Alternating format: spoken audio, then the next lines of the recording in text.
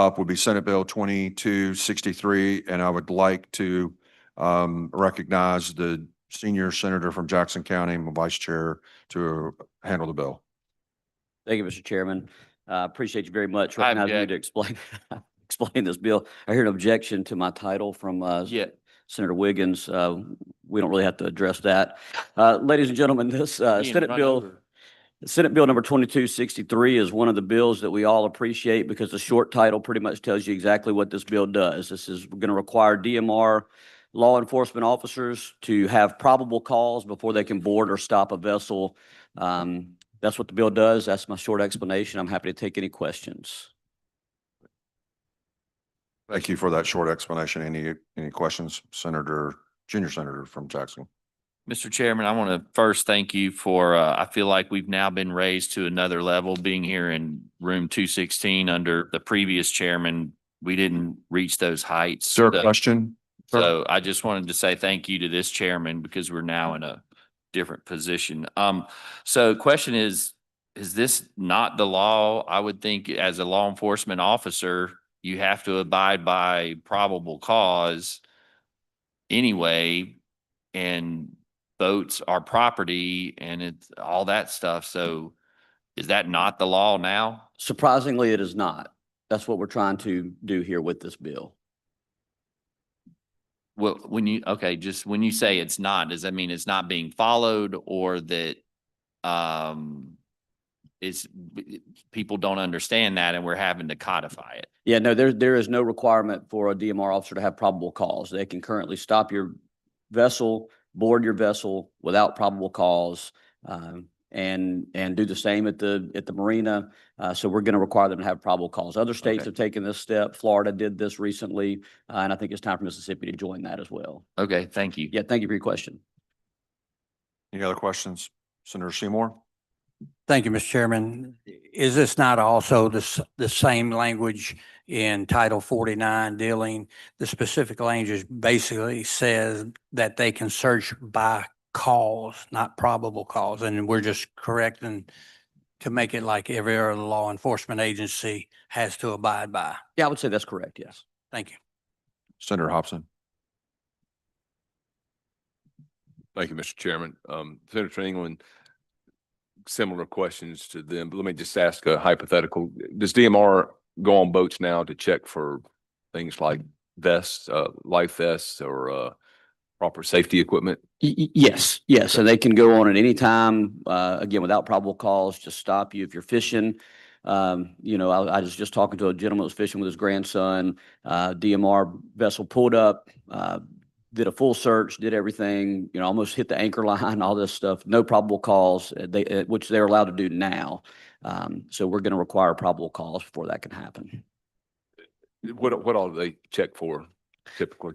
They'll check for life jackets. They will check fish measurements. They will check to make sure that you have your measurements. They will check to make sure you have a whistle. I had a gentleman that had an issue where he was cited for not having a flare for a morning time fishing trip, not having a flare on his boat. There was some disagreement about whether he needed that or not, but they will check for anything and everything. It's a very meticulous run through, and that's happening often. Would the same law apply to, and this goes along with what Senator Wiggins was asking, if you have wildlife officers, conservation officers that are out on a lake, do they have to have probable cause currently to be able to board your boat to check for that? I don't believe they do, but this just deals with saltwater DMR stops. Would we want that to be consistent? I don't want, my concern is that we would have inconsistent laws and people don't know. And look, if you're on the Pascagoula River, let's say, or Biloxi Back Bay, is that, right? Can wildlife pull you over and DMR, or is it just the one or the other that can pull you over in that area? Yeah, and Senator House, that's a great question. I believe, if I'm not mistaken, just knowing from being a fisherman, recreational fisherman down there myself, I believe I-10 is pretty much the cutoff, and south of that, you would be stopped by DMR. North of that, I believe it's Wildlife and Fisheries and Parks. But to answer your question that you have, I think we currently have inconsistencies in the law, because normal law enforcement on our roadways, just to stop somebody, have to have probable cause to search a vehicle and that kind of thing. So we don't have that consistency currently. But I'll also tell you, there is another bill that has been referred to Wildlife, Fisheries, and Parks that addresses a probable cause requirement for those law enforcement officers. They just were two separate bills and came to two different locations. And is there, are you hearing anything from DMR or anybody? Are they opposed to this? Or they like this? I haven't heard from them since I dropped this bill. I imagine as law enforcement officers, they probably like not having probable cause to stop and do these searches. But I've heard from many, many constituents on this issue of just getting stopped and again, being in a fishing location and have a boat just pull up and board you. And most of the time, there's nothing wrong. Now, this other time where there was a issue with the gentleman with the flare, I tend to agree with him. He didn't need a flare, but he was cited for that. And then, of course, when you look at all the issues that are involved with appealing a decision, he just couldn't afford to go appeal the decision. He had to pay his ticket and attend a class. But he was stopped without probable cause in that instance. He was just launching his boat at the time. Yeah. What about the highway patrol or officers on ground when they have roadblocks? Do they? I'm trying to remember if they have to have what exceptions there are. I'm not a criminal defense lawyer, but what exceptions there are to roadblocks, which I'm kind of equating this to. It's just Right. You got no reason to pull a car over. You got no reason to pull a boat over here. If I may, Whatever we do, I think, I feel like it ought to be consistent. So there's the public's not confused about what the rights are. Yeah, I agree. And I think that, and I see Senator Wiggins, and of course, it's the chairman's discretion, which he may not want to recognize Senator Wiggins, since we've got several bills on the. Senator Wiggins, you're recognized. Thank you. I was just going to address Senator Hobson on this roadblocks. They have to be open and obvious. You can't be hiding behind and they have to stop everybody, which makes them constitutional so that's why when you're on the highway, the lights are there. They stop every car that goes by, because you're not picking somebody out of the blue. That meets the constitutional standard on a roadblock. And so to your point, I would think that would be the same thing if they actually do a roadblock or a boat block or whatever on that. But subject to that, you have to have the probable cause. So in a car, that would be, that it's been used in a crime or something like that. Senator Hobson, if you don't mind, let me interject this. Yes. The complaints that I've heard about is not necessarily where a DMR officer stops someone who is fishing to check a drive or to check compliance with fishing regulations.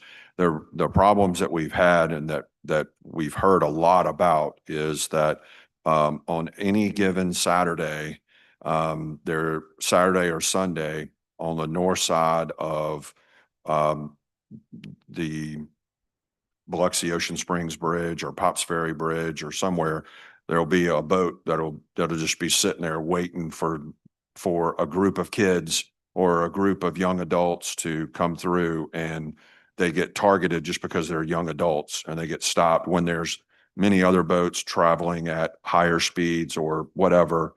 And it just doesn't look good for us to not have some type of a probable cause for a stop. That's the purpose, I think, of what we're trying to get to in this bill, is to say, okay, you can't just arbitrarily or capriciously go and stop someone just because it's Saturday afternoon and they're running back in from the island. If you're going to do that, stop everyone.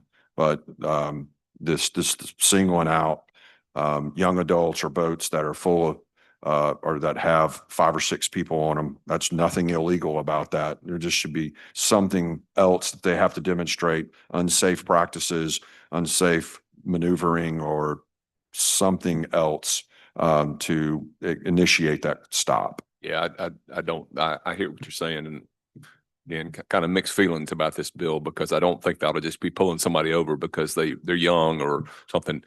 If they're operating the boat, they don't have speed limits. Well, you do have wake zones, but you don't have speed limits if you're just coming in off the sound, like you would have speed limits in a car. But I'm just trying to think, what is it that constitutes a recklessness that allows them to pull them over and start searching for? But a stuff? recklessness would be a reckless- problem. I know, yeah, reckless. If they Yeah, come, that's what I'm zipping saying. around, cutting close to other boats or the shorelines or whatnot, then yeah, that's reckless. And I guess what you're saying is they've got to exhibit some of those characteristics before they can be pulled over. That's And correct. Not check. just arbitrarily, okay, we're going to stop this boat, stop that boat, or stop. There's got to be something else to give them the cause for it. Thank you, Mr. Chairman. Yeah.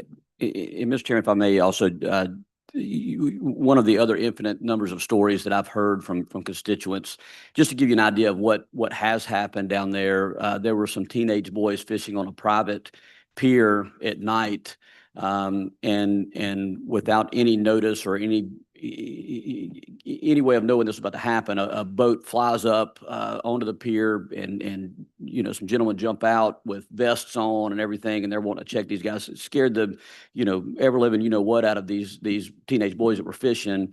And they had no reason to. They were just coming in to check to see what they were fishing for and what they had. And there's a lot of stories like that, and I think we can address that here with probable cause. Florida did the same thing. We appreciate our law enforcement officers, of course, and we want them to be able to enforce the law. But this probable cause standard is there for a reason with our automobile stops. So I think it's a good idea to go ahead and extend that here. Are there any other questions? Yeah. Any other questions, Senator Sparks? Thank you, Mr. Chairman. As the only member of the Freshwater and Catfish Caucus, you mentioned saltwater. Is this going to apply to only saltwater? This will, Senator Sparks, and I know we're all bouncing around from different committee meetings this morning. One thing I mentioned earlier, there is another bill. As a matter of fact, I believe Senator Seymour has another bill that deals with that, and it's been referred to Wildlife, Fisheries, and Parks. And if we pass these bills and we find that we can, bring this effort all together, I'm sure we can work on doing that. But as of right now, we've got separate bills addressing the same issue for the Freshwater and Catfish Caucus's concerns on Any other that. questions? Thank you. Just a little clarification with the freshwater falling under the same guidelines as the saltwater. It could be a little different. On freshwater, you have a wildlife management areas, and some of them pertain to lakes. In them cases, a law enforcement officer can search by cause, and that's been upheld by the state Supreme Court. But on public land, public waters, that does not apply. And in Title 49, that's what we're trying to correct also there. It is by cause. When it gets to the position, I mean, this is not the marine side of it, but as far as roadblocks y'all mentioned earlier, in some counties, they have had a law enforcement game warden add a roadblock to where when the consent was not given and it was within a management area roadway, then the officer would proceed with a search of the vehicle. So we're going to try to clear up a lot of that between these. Thank you, Senator Seymour. Any other questions on this bill? Yes, sir. Mr. Chair, one other thing, just again, for the consistency, if this bill is passed and gets through, I really would urge you to discuss it with the wildlife chair, because I think you're going to have a lot of people that are upland that are not happy about the different laws, and it won't be long before you hear complaints about why is this happening with DMR, but it's not happening with conservation officers and vice versa. Yes, sir. There's been Thank some you. conversations on that, but I thank you for that. Any other questions? Senator, what would be your motion? My motion would be title sufficient do pass. Heard the vote, or you heard the motion. All those in favor say aye. Aye. Any opposed? All right, we'll go move on to Senate Bill number 2264. Senator Thompson, want to say, first of all, thank you. You've been leader of this committee for a number of years, and you've done a stellar job, and I have big shoes to fill. So thank you, sir, for your leadership in these matters. And I'm glad that we're going to hopefully get this conservation, the comprehensive bill passed this year. I know that's something that we've both worked on for a number of years. Thank you, sir, for your leadership. Thank you, Mr. Chairman. Look forward to continuing working with you on these issues going forward. The background of Senate Bill 2264 is the monies that are spent on coastal restoration and conservation in Mississippi. We've got right now with the BP Restore Act monies that are those buckets of that money that's dedicated to conservation and restoration, the Go Mesa monies that are dedicated to conservation and restoration, and those Tidelands projects that are conservation and restoration oriented, as well as other one-off monies that the department receives from NOAA and others for conservation and restoration. All those different funds and sources of funds, there's very little coordination between the agencies that deploy those funds and the NGOs that deploy those funds. DEQ administers Restore Act that tax about, I want to say 30-something million a year. DMR administers Go Mesa that tax about 25 million a year. Tidelands tax about 11 million a year, 12 million a year. And then you've got other projects that are funded kind of one-offs, either through NOAA or other federal agencies. So the purpose of this bill is to try to have a science-based plan for how those, to help guide the departments on how those monies are deployed and how those projects are selected. There is some informal coordination between DMR and DEQ right now, but even with that coordination, there's no sort of plan for what we're trying to do. And so what this bill does is seek to establish that plan based on what the needs of the estuary system is, what the needs of the Sound, the Barrier Islands, what are the water quality issues, what are the habitat and restoration issues. So just to go through the bill quickly, Section 1 is the title of the bill. Section 2 is the enacting and finding language. If you read down on lines 35 through 46, that'll tell you what we're trying to establish. We want a strategic plan to help address coastal conservation, restoration, water quality, habitat loss, and other issues in the Mississippi Sound and our surrounding waterways. Section 3 creates the technical advisory board that would help develop that plan. And that's with a chairman appointed by the governor, representative DEQ, representative of DMR, representative of the Secretary of State, representative of USM. The reason for USM is because they have their GCRL and I'm going to just say the folks at the Wicker Center. I'm not really sure what they're called. I think it's the Coastal Sciences Office. Representative of Mississippi State. Again, Mississippi State has a campus on the coast that focuses on marine biology. And then a representative from an NGO appointed by the governor, and then non-voting members from the House and the Senate. The purpose of the Technical Advisory Board is to develop that plan based on what the goals are, what the areas of concern are, as laid out in Section 4 of the bill. And Section 5, the Technical Advisory Board creates an annual report on what their areas of concern are, what their monitoring efforts are, and what future projects may be possible. This bill or this plan does not in any way limit the Department of Marine Resources or Department of Environmental Quality on the projects they select. It simply provides some guidance, some science-based guidance based on what the needs are to help those departments when they're selecting projects or crafting projects. Sections 6 through 8 of the report, or of the bill rather, are authorizing language for DMR, DEQ, and Secretary of State to participate in the advisory board. That's a brief explanation of the bill, Mr. Chairman. I'm happy to answer any questions. Mr. Chairman, before I open it up to the floor, I just want to make sure, we're talking about the funds that you stated, if I remember correctly, are GOMESA, Tidelands, Restore Act, any other restoration funds that we would have available to the state. Those are all controlled by or administered by some form of the executive branch today, and as appropriated by the legislature, correct? Correct. DEQ administers Restore. Restore has 5 buckets in it. 3 of the buckets are conservation NIFWIF buckets or monies. And then DMR administers GOMESA and Tidelands and other.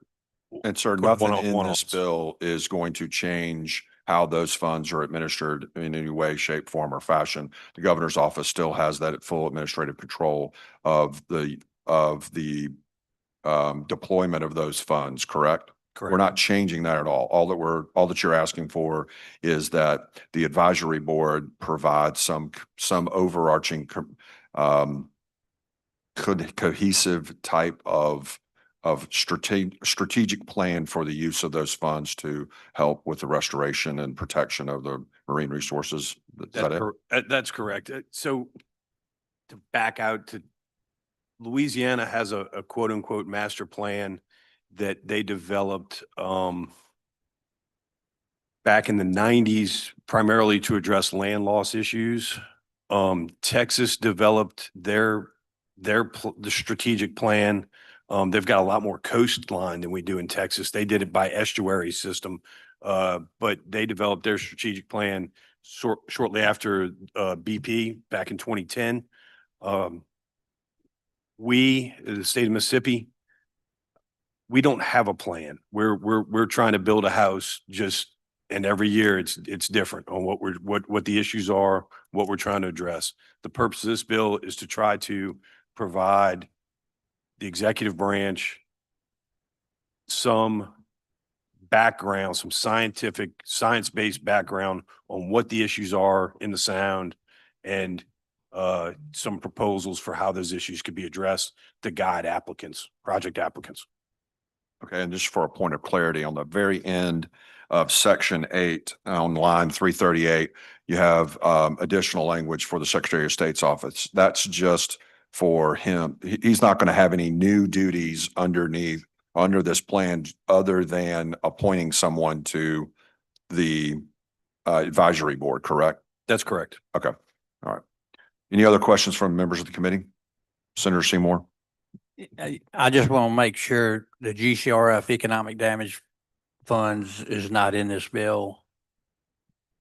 No, sir. The GCRF funds are not in this bill. This is, Thank you. if you flip to, Any other questions? Any other questions? Senator, what would be your motion? Taos Fish and Dupass.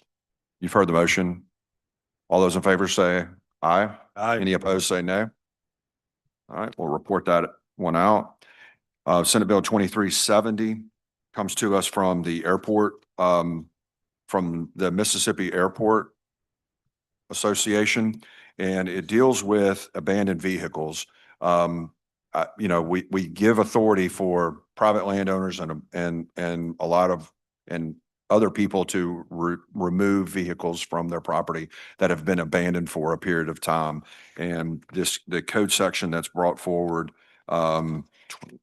is allowing airport authorities to do the same. They follow the same guidelines that a municipality or even for that matter, a private landowner would have to follow. This is an issue that we're seeing where cars are being left in parking garages for a very long period of time, and they just needed the authority to be able to remove those vehicles and go through the abandonment process, which would be the same abandonment process that would be afforded to any other municipal or governmental entity. there are any questions, I'll yield at this time for those. If not, Senator, Title sufficient do pass is my motion. thank you, Senator England. Appreciate it. You've heard the motion. All those in favor, say aye. All those opposed, say nay. We'll move forward and report that bill out. 2618 is another bill that has come to us regarding airports. This bill was intended to allow for airport authorities to do a P3 partnership, a public-private partnership for property that is wholly located on land that is controlled by an airport authority, or by however it is established in that or their charter. They are not allowed to do a P3, or it's not explicitly stated that they can do a P3 at this time. They are asking for inclusion in that. And you will see in section 1, it pretty much explains exactly what the bill is trying to do for airports. And then in section 2, it brings forward code sections for procurements that are conforming thereafter. That's an explanation of the bill, and I believe that Senator Seymour will have a motion, or will have an amendment that he would like to offer, and I would recognize him at this time. Thank you, Mr. Chairman. I'd ask that the committee put a reverse repealer in this bill. All right. And the purpose of that is that we need to look a little bit deeper into this to find out, give some better examples of it. What's been described to the chairman is that this would be something that would be used for, say, a parking garage or a food court, or something that would be integral with the administration of the airport. But please remember, there are federal guidelines, there are federal FAA requirements that all entities have to follow regarding the operations, the airfield operations side of this. So they would have to comply with that. But still, we need to do some additional work on that. So I'll go ahead and move to adopt the amendment that has been offered, which is a reverse repealer. All those in favor? Any opposed? All right, now we're back on the bill as amended. And we're going to do a committee sub. So we're back on the bill as a committee sub. Motion is title sufficient to pass committee sub. All those in favor, say aye. Any opposed? Say nay. Our last bill that we're going to have today is 2634. This is a bill that we brought up and we passed last year. I didn't make it through the entire process. This is allowing DMR to use reserve officers and to pay reserve officers during special events, projects, or special event needs, such as any of the major events we have around our holidays, but they are critically short of officers to help in those man the boats that they have and to work on these special events. And we're just giving them authorization to establish a fund to create this reserve officer. It has specifications for the reserve officer that must be met. And it's very similar to what we have for reserve police officers in any other agency. If there are any questions, I'll yield at this time. If there are no questions, my motion would be. Yeah, I would make a motion for title sufficient do pass. You've heard the motion. All those in favor? Aye. Any opposed? Those will be reported out. Thank you very much. Committee will probably not meet again until we get the House bills. So thank you very much. Rise and report.